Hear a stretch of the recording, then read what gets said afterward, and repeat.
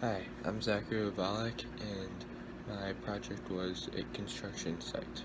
I used the robot as a construction vehicle, and I used it to move blocks and balls, foam box and balls from site to site, and I used the color sensor to figure out where to pick up stuff and then move it and drop it at different places. And I also used the beacon as another object that the construction vehicle would pick up, move, and take to somewhere else.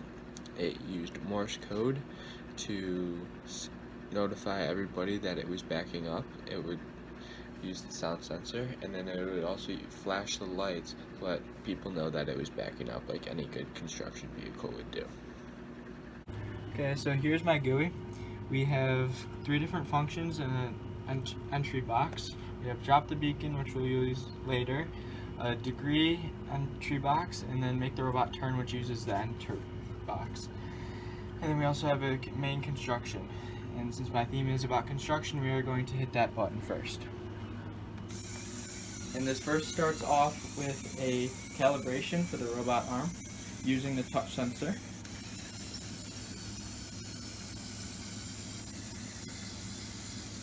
We will then proceed forward. It will go forward at a rate until it reaches the white paper, which it will use the color sensor for. It'll then pick up the block, which is essential to the construction. Now it is using Morse code to say it is backing up.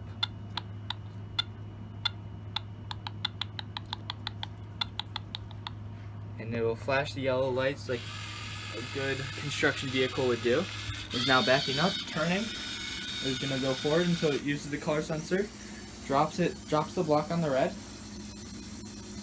and will then back up. It'll turn and go to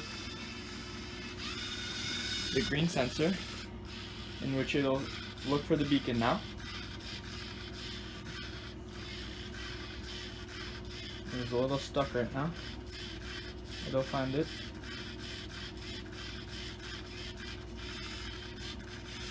Had to adjust its bearings.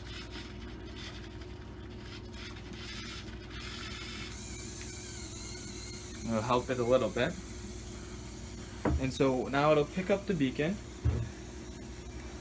and the robot will stop. So now we come back over here and use our arrow keys to move it around.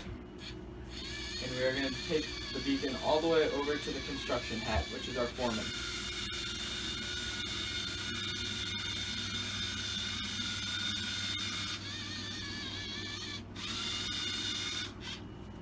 And then now in front of him, we'll over here use the drop beacon function. Click the button, and it will drop the beacon. We will now back up a little bit. Stop it. So unfortunately our robot died. However, we will now back it up a little bit, and then we will use the turn function. We entered 160 degrees because our robot is not perfect. And then we will say make the robot turn.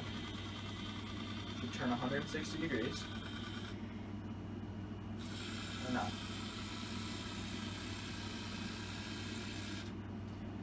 Then we use the arrow keys to drive the vehicle the rest of the way.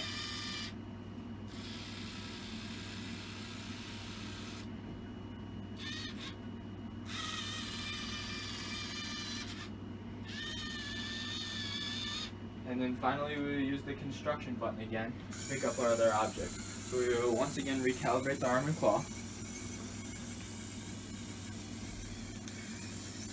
And then it should drive forward until the white space. And then we will pick up this giant ball, which it narrowly picks up. And then we'll use the lights and the Morse code again on the back.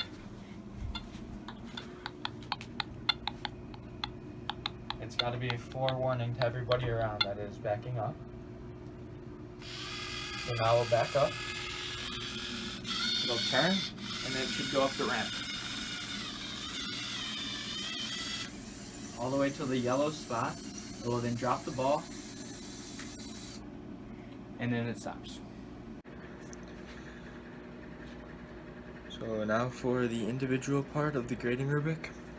I believe that I have a well-defined theme with the construction site. I use different props with tools and a construction hat, or a hard hat.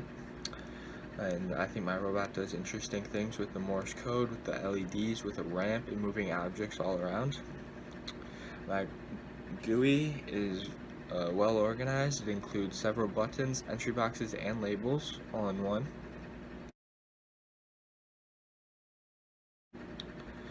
I use the MQTT with the entry boxes and the buttons. By clicking those, I send information to the robot, and the robot does the actions.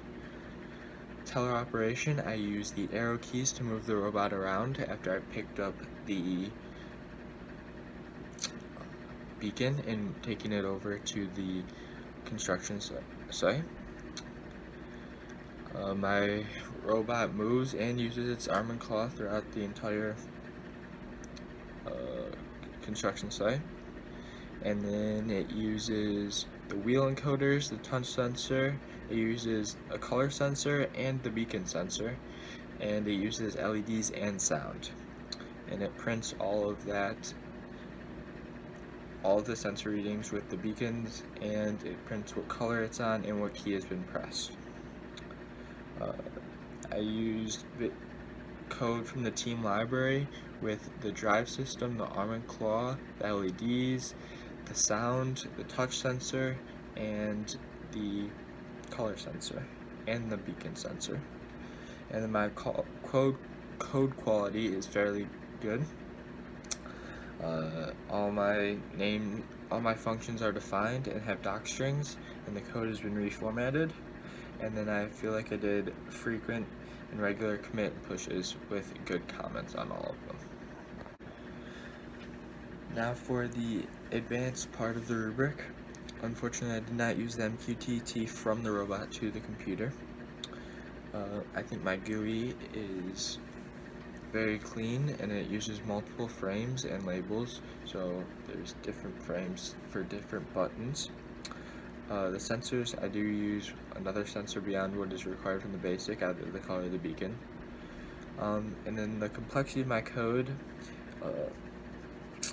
most of my construction project is actually self-run, so it'll figure out, once it hits a color, it'll figure out what to do. So if it was to just be set free, then anytime the object ran over a color, it would have a set function to do, which is I have no control over it after that point.